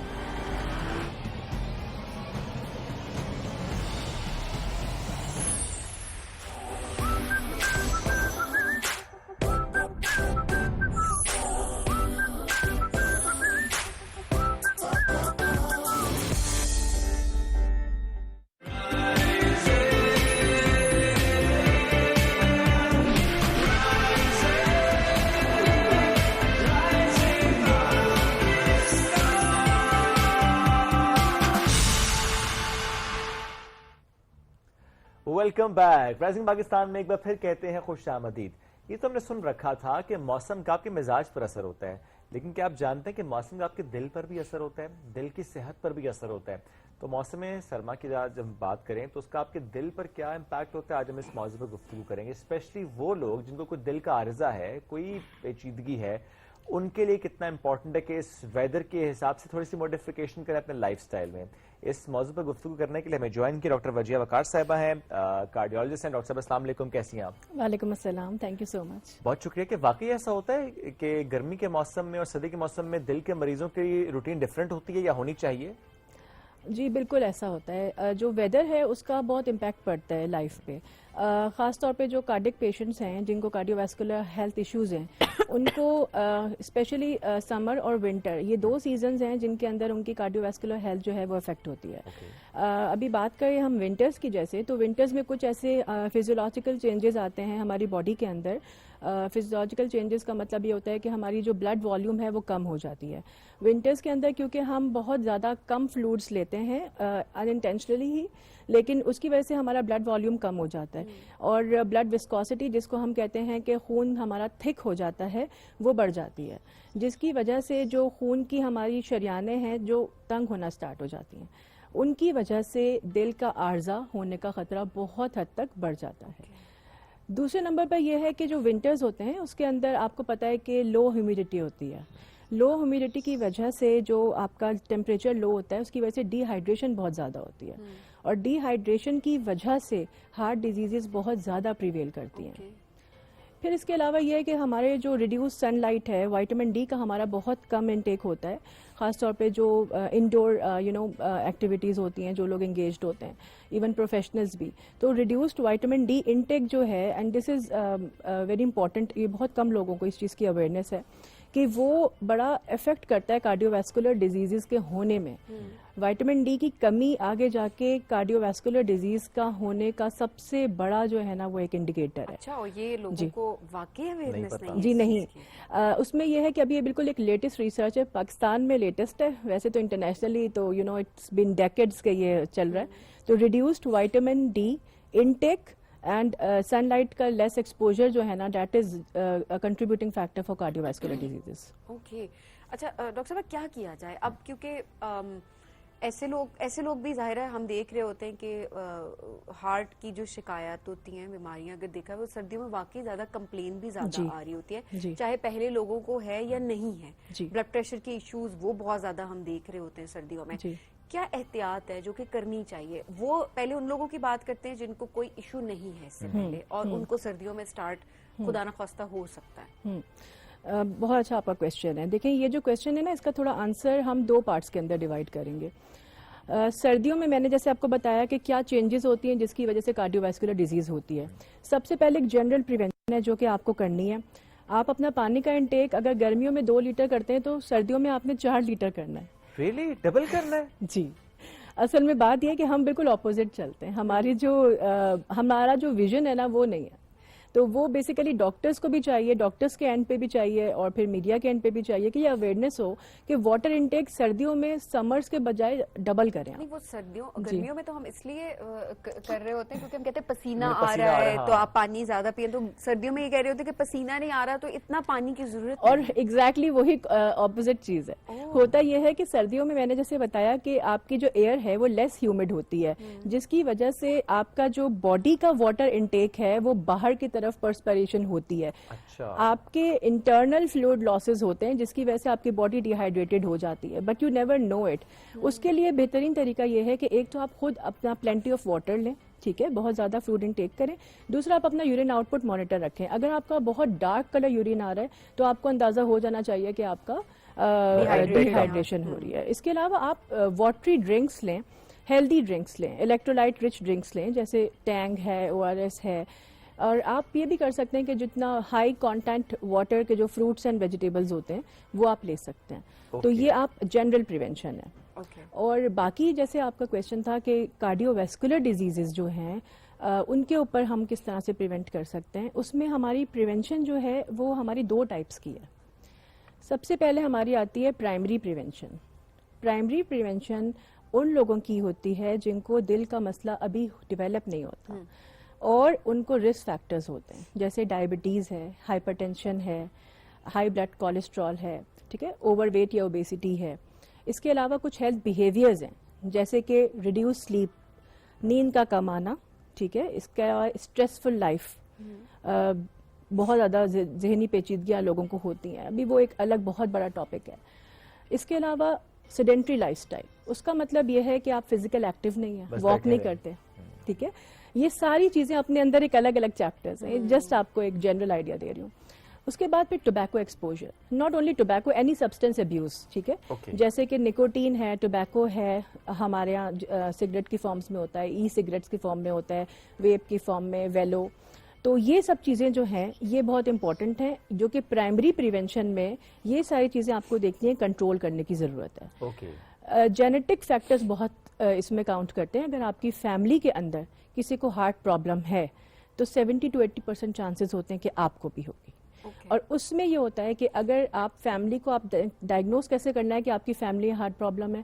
اگر فیملی میں کوئی 70 یا 80 ایئرس کی ایج میں کسی کو دل کا مسئلہ ہوتا ہے تو وہ فیملی ہسٹری پازیٹیو نہیں ہے. اگر میلز کے اندر 55 سے کم ایج میں ہو اور فیمیلز میں 65، میل میں ذرا 10 سال کم لیتے ہیں، ٹھیک ہے، کیونکہ میلز کے اندر کچھ ہارمونز ہوتے ہیں جس کی وجہ سے وہ زیادہ پری ڈسپوز ہوتے ہیں.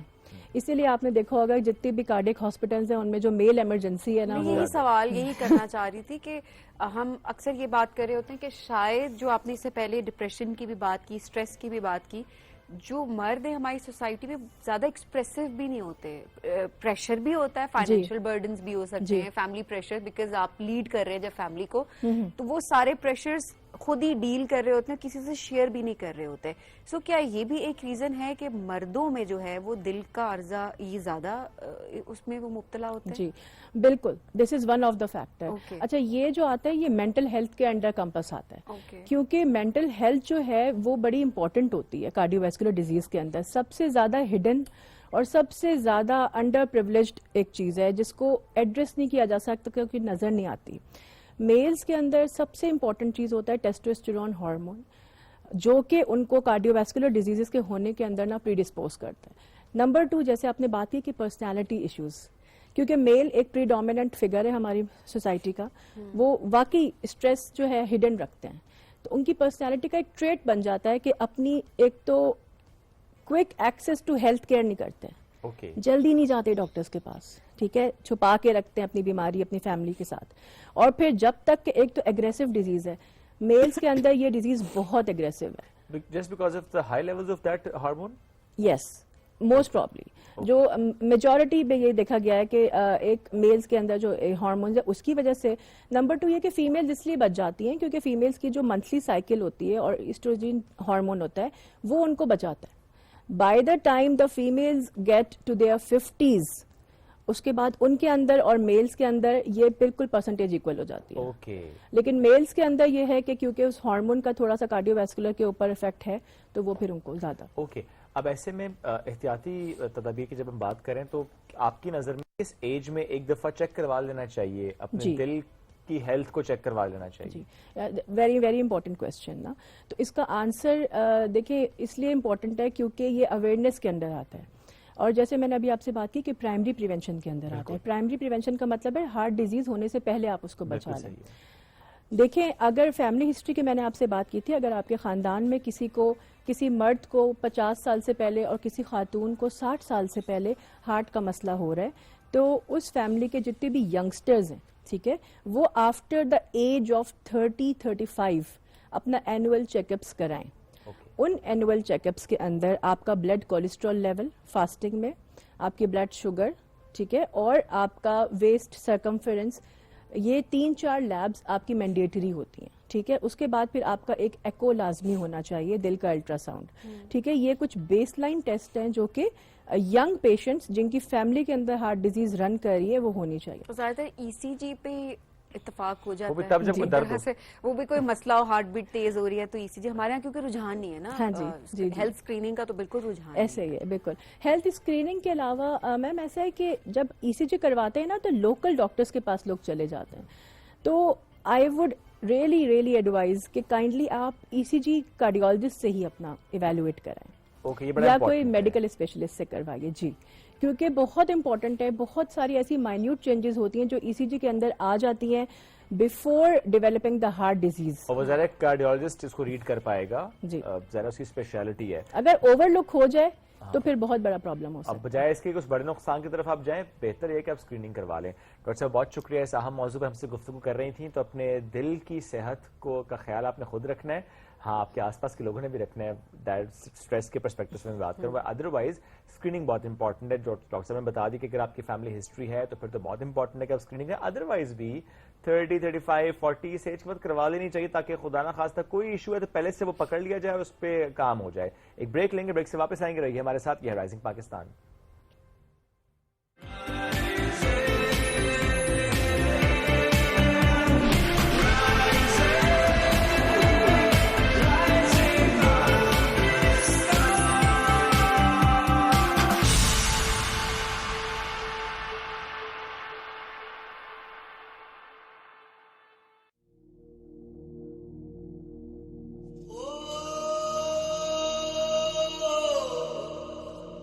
کیا آپ نے کبھی سوچا ہے کہ آپ کون ہیں, کہ آپ کی شناخت کیا ہے؟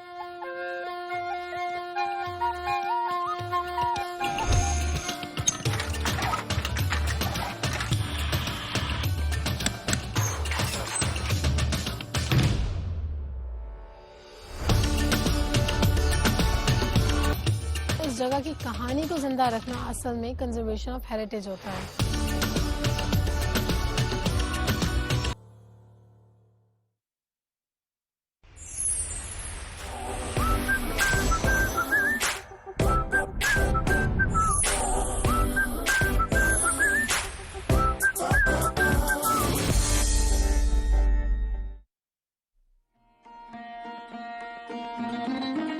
رات گئے. پرانی کتاب کے بوسیدہ کاغذ کی مخصوص خوشبو یادوں کے دریچوں سے جھانکتی آپ کی اور ہماری محبت کی داستانیں.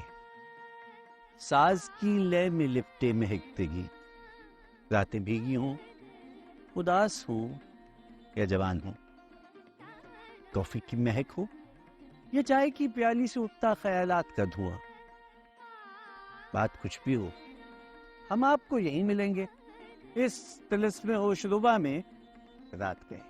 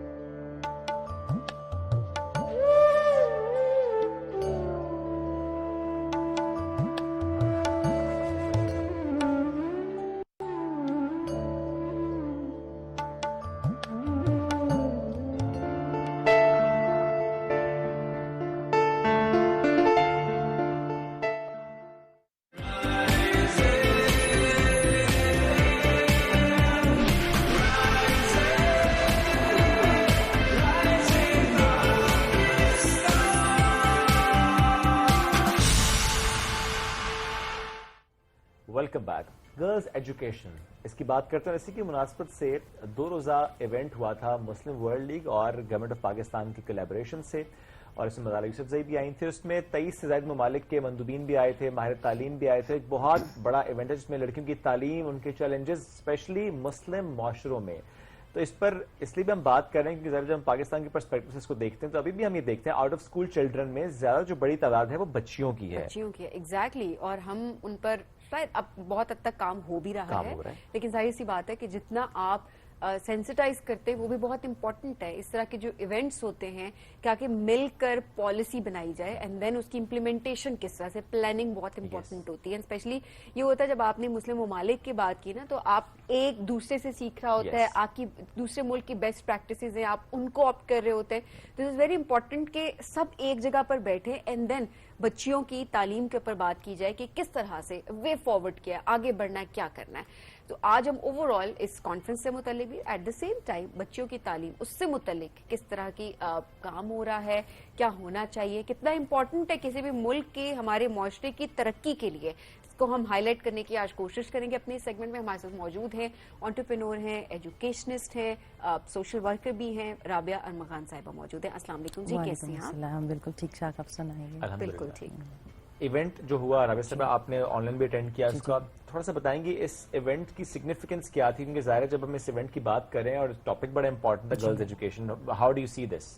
جی اچھا, اس کی بہت زیادہ اہمیت ہے اس لیے کیونکہ ہم نے یہ دیکھا کہ پاکستان ایک اسلامک ملک ہے اور یہاں پہ سب سے زیادہ جو ہمارے جو فیصلے لیے جاتے ہیں نا وہ اسلامک پرسپیکٹو سے لیے جاتے ہیں, اور بہت سی ایسی پابندیاں اور ریسٹرکشنز بھی جو ہیں وہ اسی پرسپیکٹو میں لگائی جاتی ہیں.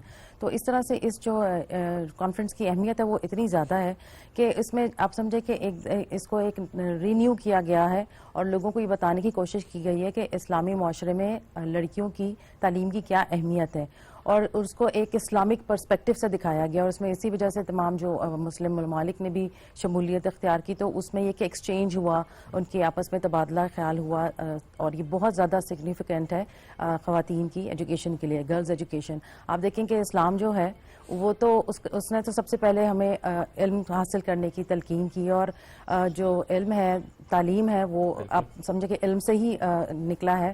تو جو علم ہے وہ آپ کی زندگی کو ٹرانسفارم کر سکتا ہے, اور اسلام نے کہیں پہ یہ نہیں کہا کہ صرف مردوں کے لیے ہے تعلیم یا علم. تو مردوں اور عورت دونوں کے لیے ہے. تو یہی اس کانفرنس کا جو بیسیکلی جو مقصد تھا وہ یہ تھا کہ ایک ریوائول آف تھاٹ پروسیس کے لوگوں کو یہ بتایا جا سکے کہ ہمارا مذہب ہمیں اس چیز کی تلقین کرتا ہے, اور کوئی بھی معاشرہ جہاں پہ خواتین ایجوکیٹڈ نہیں ہیں وہ معاشرہ پھر ترقی نہیں کر سکتا اور وہ آگے نہیں بڑھ سکتا. اگر ایک معاشرے میں آپ لڑکی کو اگر تعلیم دینے کے مواقع فراہم کرتے ہیں تو پھر وہ معاشرہ جو ہے وہ آگے بڑھتا ہے تیزی کے ساتھ, اور اس میں یہ کہ ایک خاتون جو ہے وہی سارے معاشرے کو تشکیل دیتی ہے. بیسیکلی جو پہلی جو درسگاہ ہے وہ ماں کی گود ہے, اور اگر ایک ماں ہی تعلیم یافتہ نہیں تو پھر آپ یہ سوچیں گے سوسائٹی کہاں جائے گی. تو اس وجہ سے اس کی بہت زیادہ اہمیت ہے, اور اس کو اسلامک پرسپیکٹو سے جو بتایا گیا ہے وہ میرا خیال ہے کہ بہت زیادہ اس کی اہمیت ہے, اور اس طرح کے ہونے چاہیے ایونٹس بہت زیادہ. بالکل صحیح. اچھا رابعہ صاحب, اس میں ایک تو ایک ملالہ کا آنا اس کی بھی ذرا اپنی ایک سگنیفیکینس تو ہے, ایٹ دا سیم ٹائم جب ہم پاکستان کے پرسپیکٹو سے دیکھتے ہیں ہمارے چیلنجز باقی ملکوں کی نسبت تھوڑے ڈفرینٹ لگتے ہیں آپ کی نظر میں, especially with respect to social media, with respect to the youth bulge and everything. جی بالکل بالکل لگتے ہیں, کیونکہ ہمارے معاشرے میں آپ دیکھیں, میں نے جیسے پہلے بھی کہا کہ اسلامک پرسپیکٹو کو لے کے چیزیں کی جاتی ہیں, اور اس میں یہ کہ بہت سارے جو فیملیز ہیں اسپیشلی جو رورل ایریاز ہیں یا جو ایسی فیملیز ہیں انڈر پریولیجڈ ایریاز ہیں جہاں پہ وہاں پہ زیادہ اویئرنیس نہیں ہے ایجوکیشن کے بارے میں, تو وہاں پہ یہ کہ یہ اسلام کے نام پہ کہہ دیا جاتا ہے کہ بھئی لڑکیوں کو نہیں اجازت ہے, حالانکہ ایسی بات ہی نہیں ہے. اب اس چیز کو لوگوں تک اور معاشرے تک ایک میسج دینے کے لیے کہ اسلام اس چیز کی اجازت دیتا ہے, بلکہ مسلمان مرد اور عورت پہ فرض ہے تعلیم کا حاصل کرنا, کہ اگر آپ نے علم حاصل کرنا ہے تو اس کے لیے آپ چین بھی جائیے. تو یہ دیکھیں کہ ہمارے نبی صلی اللہ علیہ وسلم کے بارے کی جو تعلیمات ہیں اس کے مطابق تو عورت کی تعلیم بہت زیادہ ضروری ہے, اور عورت اگر تعلیم یافتہ ہے تو وہ ایک معاشرے کو بہت ہی اچھے طریقے سے لے کے چل سکتی ہے, وہ ٹرانسفارم کر دیتی ہے اپنی ایجوکیشن کے ساتھ, جنریشنز بدل دیتی ہے. یہ بڑی بات ہے جو آپ نے کہا نا کہ جو پہلی درسگاہ ہے وہ ماں کی گود, اینڈ obviously اگر ماں ایجوکیٹڈ ہے تو وہ آپ کے پورے گھر کو ایک طرح سے ریپرزینٹ کر رہی ہوتی ہے. دوسرا یہ دیکھیں کہ اگر ایک لڑکی تعلیم یافتہ ہے, اگر اس کو مواقع دیے گئے ہیں تو پھر وہ اپنے فیملی کو آگے کتنے اچھے طریقے سے لے کے چلتی ہے. وہ اس کی جو ہیلتھ کیئر ہے, جو اس کی ایجوکیشن ہے, جو اپنے بچوں کی جو ہائیجین ہے, وہ ان سب چیزوں کے بارے میں مطلب اچھے طریقے سے ان کو لے کے چلتی ہے. تو اگر ایک لڑکی ہی تعلیم یافتہ نہیں ہے تو پھر وہ آپ دیکھیں کہ اس کے اندر وہ پیشنس, وہ ایموشنل انٹیلیجنس, یہ سارے فیکٹرز نہیں آتے ہیں. اس کا مطلب یہ نہیں کہ آپ نے فارمولا سیکھ لیے, تعلیم کا مطلب صرف یہ ہے, وہ آپ کی پوری پرسنالٹی کو چینج کرتی ہے education, and it's very important کہ آپ ایجوکیٹ کریں, اپنی بچیوں کو بھی ایجوکیٹ کریں. ویسے یہ مائنڈ سیٹ کس حد تک اب چینج ہوا ہے کہ وہ والا ایک مائنڈ سیٹ ہے نا, ابھی بھی ہمارے بہت سارے ایسے علاقے ہیں انفارچونیٹلی جہاں پر یہ ہے کہ اچھا اگر فائنینشیل کرائسس ہیں بھی تو یہ پریفر کیا جاتا ہے کہ چلو لڑکے کو ایجوکیٹ کرتے ہیں, لڑکی کو نہیں کرتے, کہ لڑکے نے کما کے کھلانا ہے, لڑکی کی تو شادی ہو جانی ہے. یہ جو مائنڈ سیٹ ہے آپ اس کو کس حد تک اب آپ نے بدلتا ہوا دیکھا ہے؟ بہت حد تک بدلتے ہوئے میں اب دیکھ رہی ہوں, کیونکہ اب تو میرا خیال ہے کہ تھوڑا سا چینج آ رہا ہے ہماری سوسائٹی کے اندر. اسی طرح کے جو اویئرنیس جو پروگرامز ہو رہے ہیں, اور ابھی جو خاص طور پہ یہ جو کانفرنس ہوئی ہے اس کی وجہ سے بہت زیادہ لوگوں کو اویئرنیس آ رہی ہے کہ ان کو یہ سمجھ میں آ رہا ہے کہ لڑکی کی تعلیم کتنی ضروری ہے. تعلیم جو ہے آپ کو شعور دیتی ہے, اور شعور اگر آپ کے پاس ہے تو پھر آپ کریٹیکل تھنکنگ آپ کی جو ہے وہ آپ اپنے فیصلے کر سکتے ہیں اپنی زندگی کے بارے میں. جو اگر لڑکی جو ہے وہ اگر تعلیم حاصل کر رہی ہے تو اس کو اسلامک پرسپیکٹو سے جو اسلام نے اس کو جو اس کے حقوق دیے ہیں وہ سمجھ سکتی ہے. اب جو خواتین جو اسلام سے دور ہیں یا تعلیم سے دور ہیں وہ اپنے حقوق, بنیادی حقوق کو نہیں سمجھ سکتی ہیں. تعلیم ہی سب سے پہلا جو بنیادی حق ہے عورت کا بھی مرد کا بھی, تو وہ تو ایکول ہے. اور اس کانفرنس میں یہی بتانے کی کوشش کی گئی ہے کہ یہ ایکول رائٹ ہے جو کہ اسلام نے مرد اور عورت دونوں کو دیا ہے. جی, اور اس میں جو سبین نے بات کی نا فائنینشیل کنسٹرینٹ والی, اچھا اس میں ایک اور بات میں ضرور آپ سے چاہوں گا, اس پہ آپ کامنٹ بھی کیجیے گا. ایک معاملہ اور بھی ہے پاکستان کی سوسائٹی میں, ایک ویڈیو دکھائیں گے کسی اسکول کالج کی وہاں ڈانس ہو رہا ہے, وہ جی بچیوں کو نہ بھیجیں. اچھا پھر دکھائیں گے جی بچی پڑھنے جا رہی تھی, لڑکے میں راستے میں کسی لڑکے نے چھڑا تو بچی کو بٹھا لو. اس لڑکے کو نہیں بٹھا رہے گھر جو تنگ کر رہے ہیں, اس لڑکے کو نہیں بٹھا رہے گھر جو اوباش حرکتیں کر رہے ہیں, اس لڑکی پہ آپ نے دروازے بند کر دیے, اس لڑکی کو اپنے گھر میں بٹھا دیا. یہ بھی تو ایک مائنڈ سیٹ ہے ہماری. آپ یہ دیکھیں کہ اگر اس لڑکی کے ساتھ ایسا کچھ ہوتا بھی ہے نا تو وہ لڑکی اپنے آپ کو ایک کرمنل فیل کرتی ہے, بجائے اس کے کہ وہ اپنے حق کے لیے آواز اٹھائے. وہ سمجھتی ہے کہ میری ہی غلطی تھی, میرا ہی قصور تھا. وکٹم بلیمنگ بہت زیادہ, تو یہ تو سپریس ہو جاتی ہیں لڑکیاں اسی طرح سوسائٹی کے اندر ہماری. اور پاکستان کے اندر بہت زیادہ یہ چیزیں, اسپیشلی جو انڈر پریولیج ایریاز ہیں وہاں پہ آپ دیکھیں کہ وہاں پہ کوئی انفراسٹرکچر ہی نہیں ہے. اب اس کانفرنس کا ایک یہ بھی اس کے اندر ایک اہم پوائنٹ تھا کہ انفراسٹرکچر ایسے بنائے جائیں پھر ایکسچینج کیے جائیں, نیٹورکنگ ایسی ہو وہاں. اب دیکھیں ٹیکنالوجی کہاں جا رہی ہے اس وقت دنیا میں, تو وہ جو پروگرام ایکسچینج پروگرامز ہیں اس میں ٹیکنالوجی کو یہاں تک لایا جائے. پھر اس میں جو تعلیم کی کوالٹی ہے اس کو بہتر کیا جا سکے, اور تعلیم کی کوالٹی بہتر کرنے کے لیے اس میں انہوں نے جو ٹیچرز ٹریننگ پروگرامز ہیں اس کے بارے میں یہ آواز اٹھائی گئی ہے کہ اس کو کیا جائے. تو اگر ٹیچر ایک صحیح ٹرین ہوگی تو تبھی ایک جو اسٹوڈنٹ ہے اس کو بھی اچھے طریقے سے ٹرین کیا جا سکے گا. تو یہ بہت ضروری پروگرامز ہیں. اور اس میں بھی چونکہ اسلامی معاشرے کی بات ہو رہی ہے اس لیے میں یہ سوال آپ کے سامنے بھی رکھ رہا ہوں. اس میں ممبر کا بھی بڑا امپورٹنٹ رول ہے, اس میں جتنے ہمارے ریلیجیس اسکالرز ہیں ان کا بڑا امپورٹنٹ رول ہے کہ وہ بھی اس پر زیادہ سے زیادہ آواز اٹھائیں. ٹھیک ہے, ہم یہ بات تو کر رہے ہوتے ہیں اکثر کہ دین یہ کہتا ہے, یہ حقوق, یہ فرائض, but at the same time جب سوسائٹی کو بنانے کی, اس کو تشکیل دینے کی بات ہو رہی ہے تو اس میں کتنا امپورٹنٹ ہے کہ کیونکہ ان کی آواز ایک مؤثر آواز ہوتی ہے. انفلوئنسرز ہیں نا بیسیکلی, انفلوئنسر جو ہم ذکر کر رہے ہوتے ہیں یہ انفلوئنسرز ہیں نا جن کی سنی جا رہی ہوتی ہے, جن کی ایک اہمیت ہے اپنے اپنے علاقوں میں, اپنی اپنی کمیونٹیز کی اگر بات کی جائے, اس کی کتنی سگنیفیکینس ہے کہ وہ آواز اٹھائیں, ایک اچھے طریقے سے ایجوکیٹ کریں لوگوں کو. بالکل, دیکھیں علماء کی تو بہت زیادہ اہمیت ہے کہ کسی بھی معاشرے میں جو علماء ہیں وہ ایک سمجھے کہ بیک بون کا ایک کردار ادا کرتے ہیں, اور تمام معاشرہ ان کو ہی دیکھ رہا ہوتا ہے, اور جو وہ تعلیم دیتے ہیں وہ لوگ انہی کو ہی فالو کرتے ہیں, ان کے فالوورز بہت زیادہ ہوتے ہیں. تو اگر ایک عالم ہی کھڑے ہوں گے اور وہ جب اس کے بارے میں بات کریں گے, خواتین کی بنیادی حقوق کے بارے میں بات کریں گی, ان کے تعلیم کے حق کے بارے میں بات کریں گے, تو پھر ظاہر معاشرہ ان کو سنے گا بھی, انفلوئنس بھی ہوگا, اور اس میں پھر بہتری بھی آئے گی.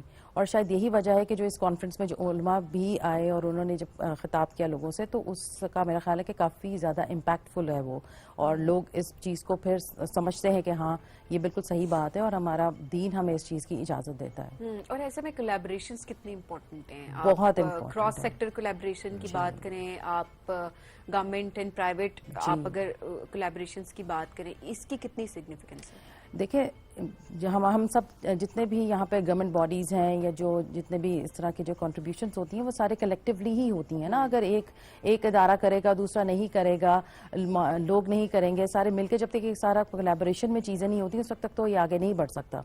تو اس طرح سے اگر علماء کھڑے ہوئے ہیں تو ان کے ساتھ اور کمیونٹیز کھڑی ہو گئی ہیں, انسٹیٹیوشنز کھڑے ہو گئے ہیں, تو پھر اس میں پھر فائدہ بھی ہے اور وہ پھر زیادہ اثر بھی رکھتا ہے. تو میرا خیال ہے اس کی بہت زیادہ اہمیت ہے, کیونکہ دیکھیں اگر ہم ایک آئیڈیا پیش کرتے ہیں تو اس کے ساتھ ہمیں اور ایک پوری ٹیم چاہیے ہوتی ہے. اٹس اے ٹیم ورک, میں اس کو سمجھتی ہوں کہ آپ ایک ٹیم کی طرح کام کرتے ہیں. آپ کے ساتھ اگر آپ نے ایک آئیڈیا پیش کیا تو اس کو امپلیمنٹ کرنے میں وہ کون کون سے ادارے ہیں جو کہ اس میں ہیلپ فل ہوتے ہیں. تو جو ڈیسیجن میکرز ہیں یا پالیسی میکرز ہیں, اب دیکھیں پالیسی بھی میرا خیال ہے کہ چینج کرنے کی ضرورت ہے ایجوکیشن کے حوالے سے, کیونکہ اب ماڈرن ایک قسم کی ایجوکیشن آ گئی ہے. تو اس ماڈرن ایجوکیشن کو اسلامک پرسپیکٹو کے ساتھ کیسے ہم نے لے کے آگے چلنا ہے, یہ بہت امپورٹنٹ ہے کہ ہم اپنے تعلیم میں, یہ تو نہیں کہ ہم ماڈرنزم میں اتنے آگے چلے گئے ہیں کہ ہم اپنے روٹس سے پیچھے تو نہیں ہٹ گئے یا ہم روٹس کو اپنے بھول تو نہیں گئے. تو یہ بہت ہی ایک سمجھے کہ ایک بیلنس کر کے چلنے کی اس کو ضرورت ہے. تو اس میں یہ کہ تمام جتنے بھی کمیونٹی کے جتنے بھی افراد ہیں, تمام ہم لوگ مختلف ادارے مل کے ایک کمیونٹی بناتے ہیں, تو ہر ادارے کی اس میں ایک اپنی سگنیفیکینس ہے. اور انفرادی طور پہ بھی ہماری کچھ ذمہ داریاں ہیں.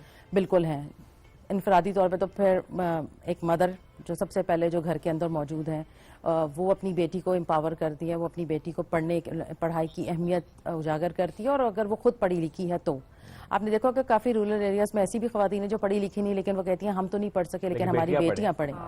وہ اپنا سب کچھ لگا دیتے ہیں اپنی بچی کی تعلیم کے اوپر. تو وہ میرا خیال ہے کہ انفرادی طور پہ تو ایک ٹیچر, ایک ماں, آپ کی سوسائٹی میں جتنے بھی والد, بڑا بھائی, سب کی ذمہ داری, بالکل جتنے بھی مرد حضرات ہیں یا خواتین ہیں, سب کی اپنی اپنی جگہ پہ ریسپانسبلٹی ہے. ایسی بات اس طرح. اور رابعہ صاحبہ آپ کی بات قطع کلامی کی معذرت, بٹ ایک اور مائنڈ سیٹ جو ہے نا, ہم بچیوں کا کیا ہوتا ہے, بچی جب جیسی پیدا ہوتی ہے ہم دیکھ رہے ہوتے ہیں اس کے لیے سونا جمع کر رہی ہوتی ہے ماں باپ, پیسے جو ہے وہ ہر طرح سے جوڑ رہے ہوتے ہیں کہ اچھا جی اس کی شادی ہونی ہے, ایک ٹائم آنا ہے, اور وہ تیاریاں اس کی شادی کی شروع ہو جاتی ہیں کہ اچھا, کیونکہ ہمارا ایک مائنڈ سیٹ یہی ہے کہ ہم نے بچی پیدا ہوئی ہے تو بس بچی شادی کے لیے پیدا ہوئی ہے. یہ مائنڈ سیٹ نہیں ہونا چاہیے. جتنے لاکھوں روپے, کیونکہ میں نے ایسا بھی دیکھا ہے شعیب کہ لاکھوں اڑائے جاتے ہیں بچیوں کی شادی کے لیے کہ اگلے بات نہ کریں, جہیز میں بہت ساری چیزیں دی جا رہی ہوتی ہیں, بہت زیادہ اسپینڈ کیا جا رہا ہوتا ہے.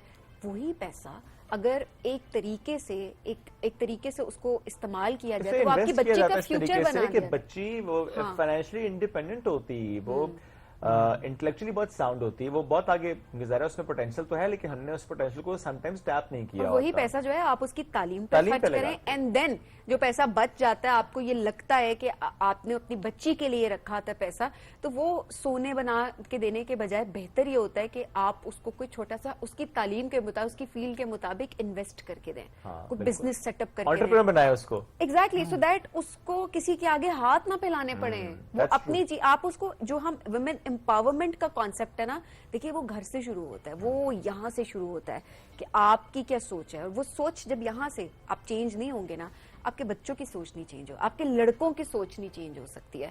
وہ کیسے اپنی بیٹیوں کو آگے, ایک فیملی ہے نا, ہم ایک مائنڈ سیٹ چینج کرنے کی بات کریں تو وہ جنریشنز پہ اس کا امپیکٹ آتا ہے. ایبسولوٹلی, آپ سے بہت شکریہ ساتھ موجود تھیں, اس اہم موضوع پر گفتگو کی. ہمیں اب آپ سے لینے اجازت, دوبارہ ملاقات کل کریں گے. اللہ حافظ.